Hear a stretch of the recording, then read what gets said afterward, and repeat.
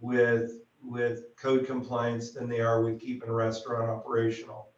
So having said that, I'll just start with roof coverings. Some of you have different types of shadings or coverings that are not waterproof. We have worked with one Parklet that is going to be installing an awning type device that is waterproof. So as you go into this, what we need from you is to what is it that is going to help you to stay open. So when all along we've tried very hard to keep the parklets from having to get engineering and having to get drawings and having to get really fancy with the structural portion of it. What I get concerned is as soon as we start putting a hard roof cover, then we've got more of a structure that's got to meet different criteria. So I say that with a little bit of concern that if we start building structures out in the right of way, the rules are going to change, and we want to stay flexible. But yet, if we start putting on a full-blown constructed roof, now we've got a structure and some of the requirements may change. Whereas we've approved an awning that's sort of a self-supporting device that you can roll out, roll back, and is waterproof. A gentle reminder, we haven't really had rain events. When we've built these, our intent is to keep drainage out in the city street running through. Be aware if you get debris or buildup, please go out, just keep it clear so we don't want to create ponding or other types of issues. Heaters and fire pits have been, they haven't been an issue in the right of way. When we start putting roofs on structures, some of the requirements change. Understand a propane heater can't be inside a building, period. Builds up carbon monoxide, that's a bad thing. Every heater that I've seen installed has a very different set of clearance requirements. So what I've suggested and what people have been great at follow through is most of these have the clearance requirements posted on the device somewhere. It might be on an inside panel, it might be somewhere, but it's going to say clearance to combustible material. Maintain that clearance. One thing to bear in mind is if you want to go away from propane, electric heaters are a little simpler for inside. So electric heaters could be an alternative should you want to go to a beefier structure. I'll reiterate again, out in the city, parklets are in the right of way, no tents are allowed. We've just made that from the start. So we don't want tents on sidewalks. We don't want tents in the street. Not that we don't want them, but they create a whole lot of different challenges for us. So we've said no tents. It's just a reminder for ADA access, the sidewalk needs to remain open. We got pictures over the weekend that I think it was Saturday night, there was a tent installed, and then we had some heaters or fire pits that were in the middle of the sidewalk. So we can't do that. We've got to all work together. When we get those pictures, it puts city staff in a really tough position. We don't want to go down and shut you down. And just as a reminder, ADA is a federal law. It is not enforced by the city. So ADA, Americans with Disability Act, you all know as business owners that ADA lawsuits are expensive, and we just need to really be conscious of where you put your tables, where you put your chairs, so that we can keep we call it a path of travel, that it's open and clear, and we ask for 4 feet of clearance for ADA access on the sidewalk. So please be really aware of that. I know it's easy to move a chair or it's easy to move a table, but some people don't give you that ability. I've been involved with a number of ADA lawsuits in various cities that I've worked for. So let's try to avoid that. The COVID requirements, we also have very interested citizens that the city of Pacific Grove does have a mask ordinance, and it is a citable offense. The approach that we've taken as city staff is to educate folks. So as it relates to parklets, when people are eating, they don't need a mask, but your staff does. So just be aware of the mask requirements.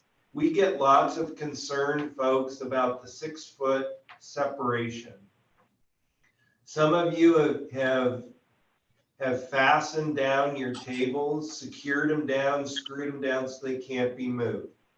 That's a nice idea, and it works really well because it maintains your 6 feet. I don't want to require that. I want to give maximum flexibility, but it's really tough when we have when you've got people waiting for a table and you want to sit them somewhere. Please try to avoid adding a bunch of tables, and well, nobody's going to notice, but people do. Just so the 6-foot COVID requirement is a county requirement. So what we do is we try to educate you. If we get non-compliance, there's a potential that you're going to lose your encroachment permit. We haven't done that. We haven't had a need to do that. We don't want to do that. But just bear in mind that please do your best to follow that. And it's really a county requirement. So if we get non-compliance, we can forward it to the district attorney's office, and we just don't want to go down that path. So let me stop there and sort of throw it out to any specific questions, comments, concerns before we go any further. And I don't know, I'm not a Zoom person, so help me, if somebody has a question, how do we do this? Everybody can unmute themselves if they would like to talk about it. Mm-hmm. Okay. Yeah. And if you could raise your hand, I could call on you. That'd be, you could just visually raise your hand. Janini doesn't have his video on, but. Okay, I see Anthony. Are you? So Andrew, I'm not able to unmute Anthony. Oh, there. Okay, Anthony. Yeah, so I was just wanting to comment something about the fire pits on the inside. So my understanding of the COVID situation right now is that we're all outside because of the airflow requirements. So I don't understand how the CO2 buildup is still a concern when we need to be having an open airflow environment. I feel like we should kind of shift and start realizing that some things are going to be specific to COVID because we have these extra restrictions or in place that are going to not have people be building up and then not have gases and air be being trapped in these open environments that we're trying to create. So the intent behind me saying that is, as people potentially want to enclose their units, we're saying that you can't enclose your unit, period, because once you enclose it, that's when the carbon monoxide, the way that they are now, they're not an issue. Yeah, my concern here is that when we start to put a roof on some of these parklets and we've got really high sidewalls, we're creating kind of indoor environments, and that in itself isn't allowed via the health department. So this is more like kind of for the fire department too, is thinking about what we're doing right now and maybe realizing that we need to be easing up on some of the restrictions for the fire pits inside, because we are creating these low volume, high spaced out, many exit open airflow environments. So this is Seychelle, the Deputy Fire Marshal for Monterey. Are you talking the fire pits that are open flame that are inside the tents, underneath the tent? Any type of propane appliance that's going to be in a tent or in a parklet. So that's not our decision. That's the California fire code decision. To have any type of open flames inside of a tent is not permitted. And that's not for, it's similar to the ADA. It's a life safety issue, even with carbon monoxide building or anything. Any type of open flame is not allowed inside a tent, even with the walls not up or up. You can't have a open flame inside a tent structure. There are other ways that you can, for heating, there needs to be something else that needs to be thought up. You can't have a propane heater inside of a tent. I don't know what the solution is for this. We're trying to find it out to see if there's like the electronic infrared radiant heaters that are, if there's anything out there that can be placed in the tents. The problem is that the parklets and the tents are so small, there's not enough clearance to put these infrared heaters inside. You need so much clearance to have it away from a tent or any kind of material that's flammable or not flammable.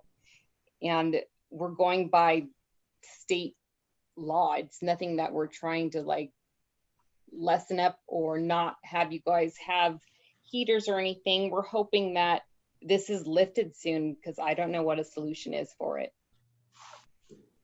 I mean, when the COVID situation started, I mean, the ABC came along and let all the restaurants do hard alcohol to go. I think what we're looking for, specifically for the restaurants, is something from the state level on the fire department, which is to acknowledge the more airflow, less people inside, to make something to make us survive. Because I mean, this November 1st was about a 50% drop in business right away, and we haven't even gotten into this weekend yet, and it's going to get bad fast. So I think what Seychelle is saying is it does nobody any good if you put a device inside that's going to kill people. So we started sort of the presentation with saying we've got public safety is why we're here. The city staff has been very flexible, but we will not bend on health and safety. So there may be some opportunities out there. At this point, we don't have any fully enclosed parklets or any eating establishment that is fully enclosed in PG that I'm aware of. So if that's what you're suggesting you'd like to do, then maybe you can look at some of the electric type heaters that clearance is our challenge. Is every device, number one, needs to be listed. So we've had a couple people that have come in, given me something off of the web, and when I do research, so understand that it needs to be a listed device. It's like a UL type listing that we know that it's safe for use, and then the instructions tell us as an inspector, the device is intended to be used like this. Here's your clearance requirements. Here's where it can go. That's what we follow.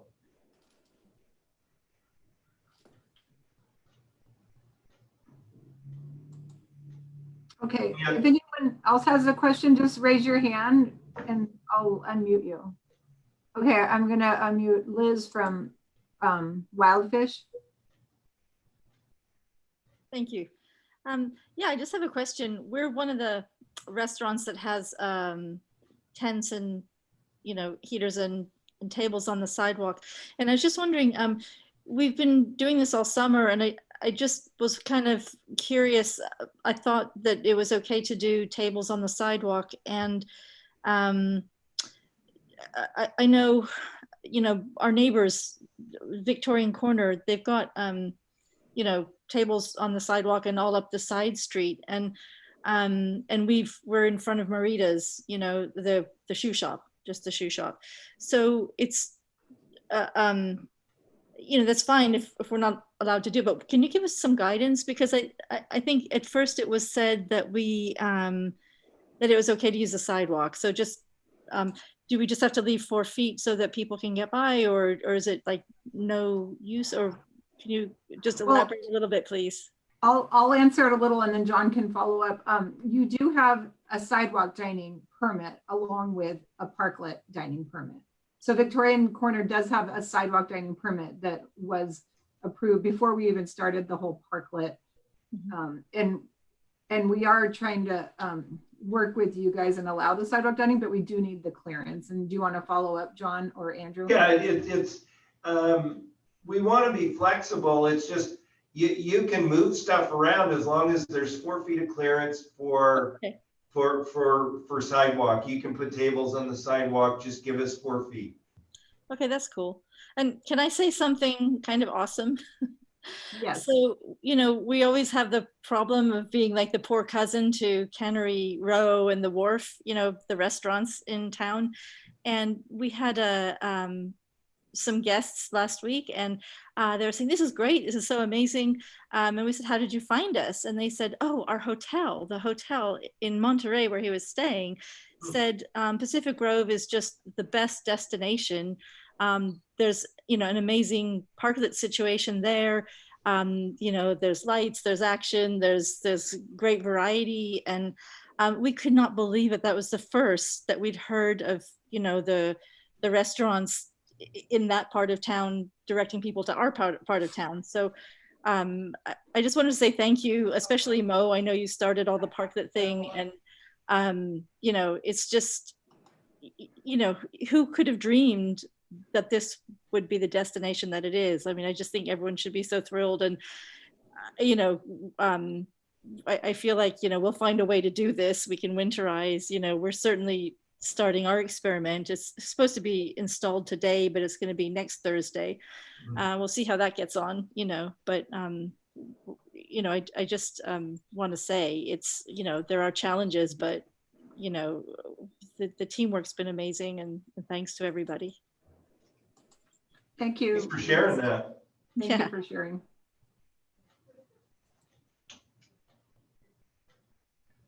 So let me ask a question to the restaurant folks. What are you thinking going into the rainy season? Are you thinking that you want to put some sort of waterproof barrier over your parklet? Are you thinking you're going to go back to takeout? What are your thoughts?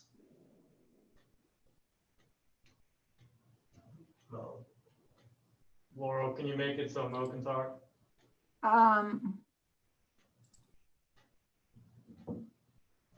Yes.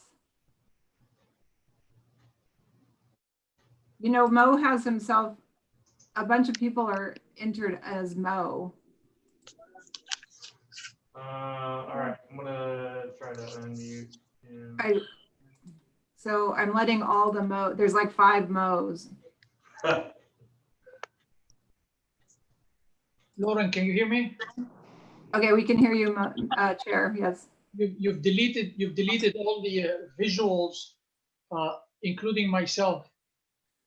So I'm no longer on the screen as a panelist. Everybody's gone. But that's okay. I think if everybody can hear, we don't need to be on the screen, but as long as we can hear each other. We'll hear. Okay. We still have everybody. Go ahead, Mo. Yeah, I just, here we go. I think everybody's back on, right? Most of us are. Yeah, here we go. We're all back on. I don't have any comments. I just disappeared with everybody else because what I did is I sent out a reminder and people clicked on my name to join. So as a result, they're all under Mo. Thank you. Yeah, so that's the confusing part for me. I'm trying to, so I see somebody has their hand raised. I just don't know who they are. It just says Mo. Oh, I'm sorry. This is Jordan from Happy Girl. Oh, hi, Jordan. Did you have a question? Hi. Well, I had just heard the question about, doing a waterproof barrier. And I just wanted to say, as someone who's had a parklet now for 6 years, we're in coastal California. There's a lot of beautiful weather. And so we definitely want to winterize our parklet so that people can enjoy it throughout the winter and not just go back to carry out. So do you have ideas on how you want to do that? That's what I was hoping you would be coming, I would be getting at this meeting. Well, so we're not designers. We can certainly help you. We didn't design any of the parklets down there. We had some creative folks that came in and said, here's what I'd like to do. And then we'd say, tweak this, tweak that, you're good to go.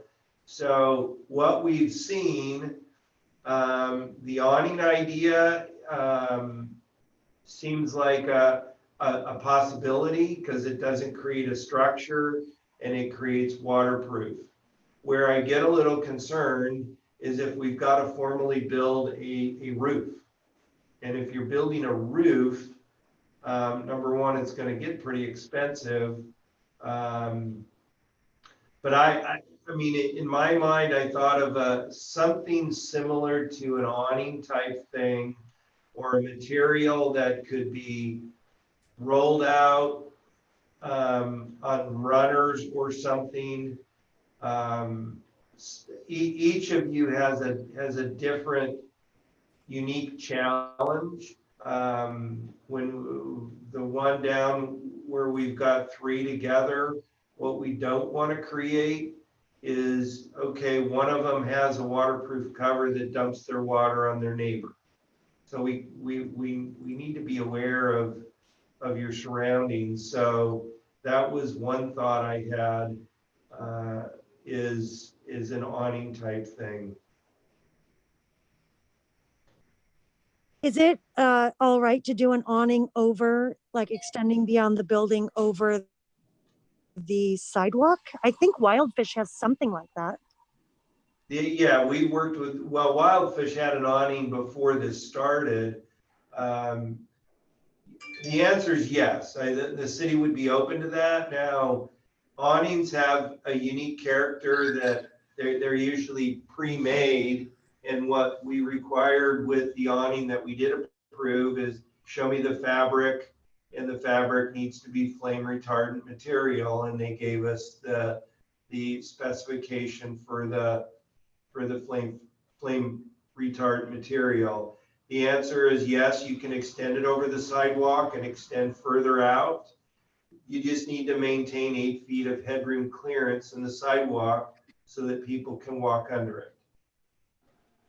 So the process that we've created is, if you've got an idea like that, let Laurel or I know. We met down, I met with the contractor, and it's that Wildfish that's putting the awning in. I met with him. He had his idea. He gave me a sketch. He gave me the material, and we said, go for it. So that's our intent, is if you've got an idea like that, call us down. Here's our design thoughts, and we can tweak it, and then make sure that if you're going to purchase something, the last thing that I want you to do, and we've had this already happen, to where somebody bought something that turned out to be not an approvable product that can be used. So other than awnings, the other thing that we really don't want is you can make kind of a somewhat of a structure and put roofing on it. We don't want fiberglass. Fiberglass is enormously flammable, and fiberglass is not approved per city code for roofing material. So it needs to be, we call it Class A, which is some sort of fire retardant material.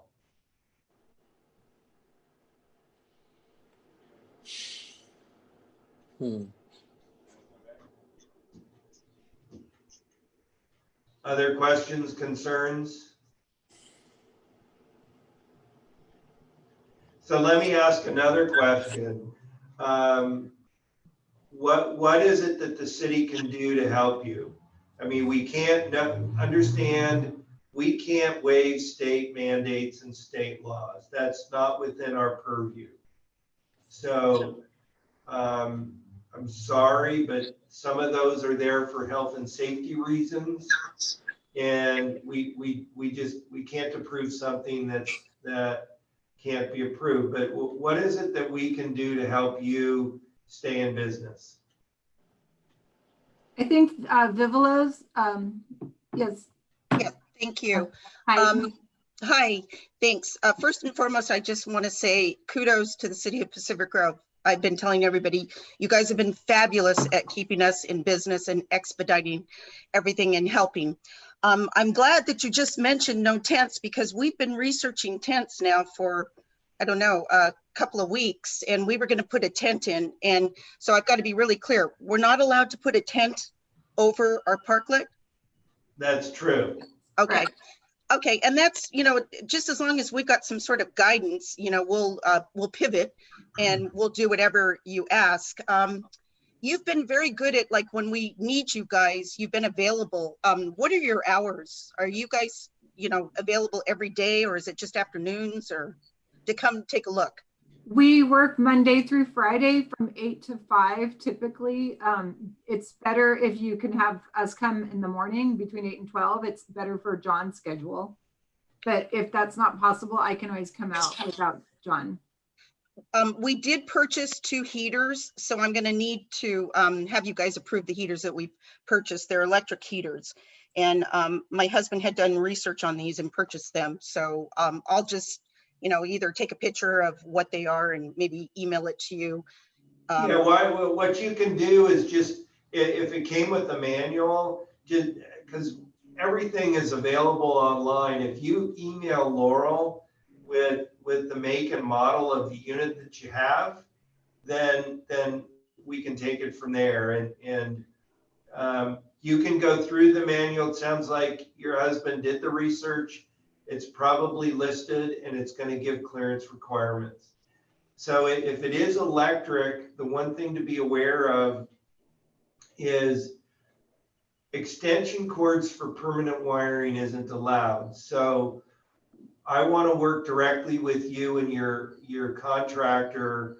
You had a contractor that built it. I can meet them out there to say, how are we going to get a circuit out there so that we can make your wiring safe? Because heaters and extension cords, Shishel can attest to this, create a bad combination of heat buildup, and we don't want them to catch on fire. Absolutely. I know how you guys are about cords and having everything in conduits and whatnot. So that's perfect. We'll go ahead and get our contractor to contact you guys and see what we can do about it. I think we've already had John out, and I think he approved or they discussed an area for an outlet. So, but thank you so much for all your help and definitely expediting everything to keep us in business. Thank you, Julie. Laurel, Yes, Chamber. quick question for John. John, I'm sure you've worked with El Vecchio. Did El Vecchio run a gas line from the restaurant out to their parklet, and that's how they're heating their parklet? Well, if they did that, they did it without me knowing. So if there's a gas line out there, then I need to go out and take a look. So find out if he did. I'm not here to shut him down, Right. but and we need to be aware. If he ran a gas line out there, I need to look at how it was installed and make sure it's the right size. We have run into cases that some of these heaters have a pretty high BTU rating, and we need to size it correctly. If it's not sized right, then it's not going to burn right. Got it. So if he did that, then we just need to work with them to inspect it. But they would be allowed? Yeah, if you want to run a gas line out there and it's protected and it's using the right material, you can do that. It's not a you can't do that. And I get it. Propane probably gets expensive, and storing the tanks. I think everybody's done a good job with storing them, so so the storage of the propane tanks don't create a hazard. Thank you, John. This is Seychelle, and I just want to do a suggestion. We've been working with Monterey and also Carmel, because you've seen all their parklets as well. And we do have had a couple close calls of overloaded circuits with people placing in too many electrical cords together. We had a fire just 2 days ago from that issue. But I do want you guys just to be real creative. I've been seeing a lot, especially like Washington, D.C. Look online for people, what they're doing for rooftop dining. You don't have to recreate stuff. It's already probably out there, and there's lots of information for rooftop dining, for outdoor winterizing, for outdoor dining. There's heaters that run on 120 volts that are a lot more energy and a lot easier to maintain than propane heaters. Don't think that propane heaters are your only source out there for getting heat inside. There's lots of other things out there. If I had the time, I would love to come and design, because there's a lot of stuff out there. Just take the time to look it up. And if you have any questions about anything of it, or just send me an email or give me a call, and we'll be happy to come out and review it and go over it. We have people from Oregon that have been asking us because they love the information that we've been putting out and assisting them with. So it's out there. Just don't get frustrated, but just know that we're here to help you and assist you. We want you to be open, because we live here locally and we need to eat too. So Thank you, Seychelle. So, Is there anything else? Any other questions or concerns? Anything else you need from us? it looks like Liz from Wildfish has another question. Okay. Yeah, I was just thrilled to hear about the alternatives, because the propane is really expensive and bulky, and et cetera. So if I was just wondering if is it Seychelle, the last speaker, if you had like just a list of some different devices that you are aware of, with low energy requirements and so on, would it be possible to send it to like the Restaurant Association or the Chamber of Commerce or the Business Improvement District, and any of those bodies would disperse it to members? I don't have a list. It's just from now, just being talking to you guys just now, I've just been Googling and looking that there's lots of portable heaters out there that aren't just dependent on propane, because I know propane has gone up in price, and people are starting to get their propane tanks stolen off their premises. So I've been telling people, try not to just depend on propane, because it's something that is a hot commodity right now, obviously.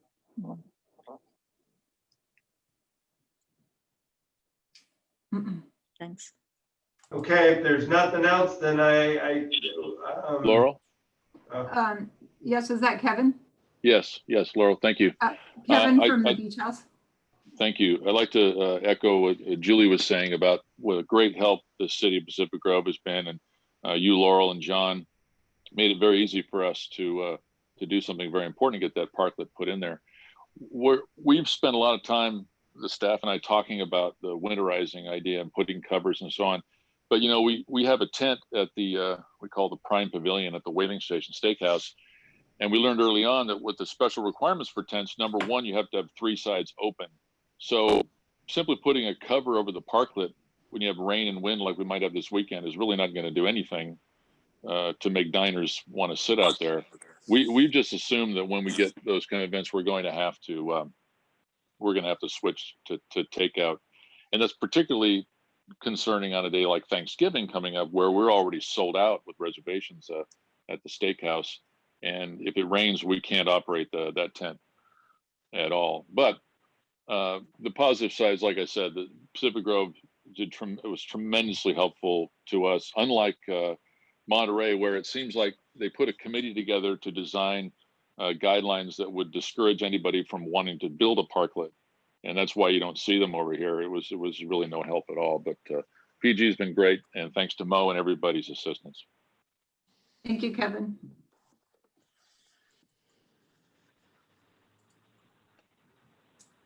Okay, I think I don't see anyone else having a question.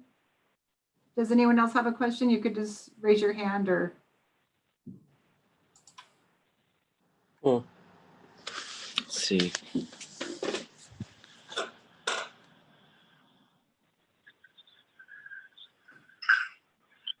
All right, if that's it, you know how to get a hold of us. Reach out to us if you've got any questions. We're here to help you, and we want you to stay in business. So with that, I think we'll end it. Yeah, thank all of you. You guys are all doing a great job. Staying open. Thanks, John. Thank you, Laurel. Okay, thank you. I'm gonna end this meeting then. Okay, great. Thank you. Thank you.